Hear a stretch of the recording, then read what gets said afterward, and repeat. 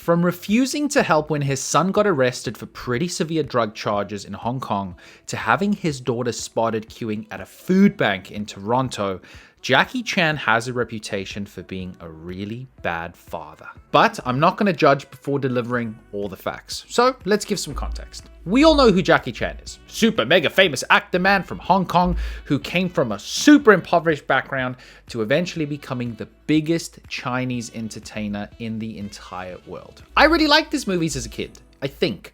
I don't remember seeing anything that he's been in for at least 15 years. He got married in 1982 to a Taiwanese actress called Joan Lin, and in that same year had their only child, a son called Jaycee Chan. Jaycee had a really comfortable upbringing, at least compared to his dad's. In his memoir, Jaycee talks about his childhood being incredibly tough. His parents had very little money growing up. When he was born, they couldn't even afford the surgery to have him. They had no electricity and they had no running water, and they even considered selling Jaycee when he was a baby to pay bills. That is hardcore. When he was 7 years old, his parents sent him off to the China Drama Academy, and there he had to work super hard. His schedule was insane. As like a 7-year-old kid, he would be working from 5 a.m. until 11 p.m., only taking breaks for lunches and for dinner. He would get smacked with these huge sugar canes when he misbehaved, like old school style, dude. But it was this strong discipline that was ingrained into him at a very young age that Jaycee himself says has been vital to his success. I really thank you, my teacher, that tortured me, really, we never drop one rice on the table. Whenever I go back my home, I see my son's shoes, one like this, one socks, not the socks.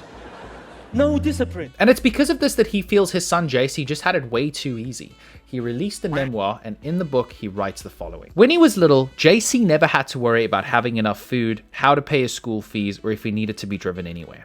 I would arrange it all. I regretted that later. No one should have such a good life from their birth.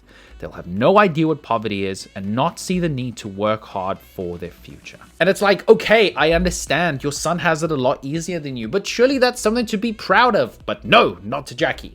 Jaycee feels that Jaycee was just super unmotivated, very lazy, and had absolutely no drive. This got worse when Jaycee left university halfway through a semester. He told publications that he left on purpose because he was too surrounded by sheep. Relax, Andrew Tate. But there's rumors going around that he was actually kicked out of university for drinking too much and just not attending half of his classes. But this was all okay because he was about to take on Hollywood.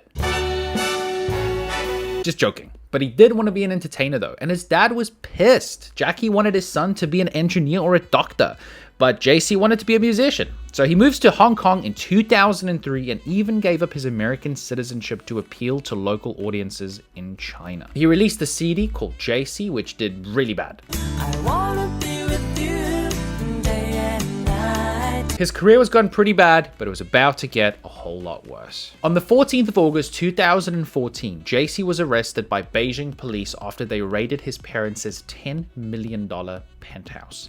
They found over 100 grams of marijuana.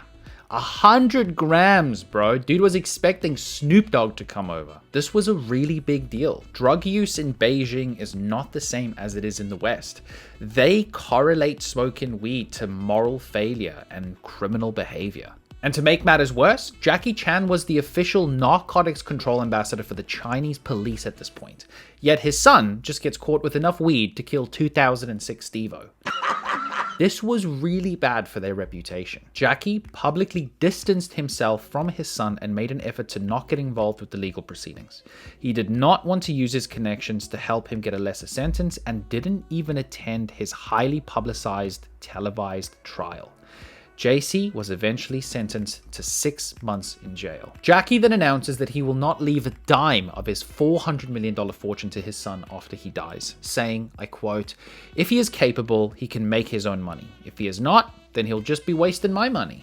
I mean, brutal, dude, brutal. I get it, but it's still harsh. Do you think it's fair? Because at first I did think it was moral and quite fair, and I thought that Jaycee was doing this kind of good dad thing where he was teaching his son about the importance of hard work and discipline. But then I found out about Jaycee Chan's second child. In 1999, Jackie had an affair with Etta Ng, a former Miss Asia. She fell pregnant and Jackie was all over the news and even had to hold a press conference to apologize to the public. Elaine then gave birth to a girl called Etta, who Jackie has completely ignored. He made a huge effort to not be in her life and only refer to her in his book as a serious mistake. Etta was raised by her mom and eventually moved to Canada to be in a same-sex marriage with a girl by the name of Andy Autumn.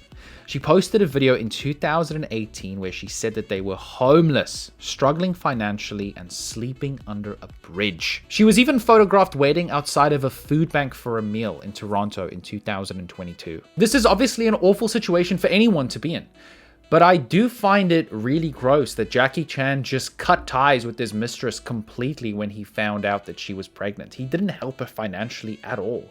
If my daughter was homeless and I was worth $400 million, chances are I'd probably help her. Apparently she's working in a restaurant in Chinatown, but she's struggling to make ends meet. And it's obvious that she's not going to get a dime of Jackie Chan's $400 million fortune either. I really need to figure out where he's going to lend that shit to when he dies, because I want to go. What do you think of Jackie's parenting style? Harsh, but fair? I mean, with his son, maybe. But when it comes to his daughter, I don't think any child deserves to be neglected when their parents are more than capable. Researching for this video has made me feel a real different way about Jackie Chan, but I kind of don't know if it's fair for me to feel like this. What do you think about the whole situation?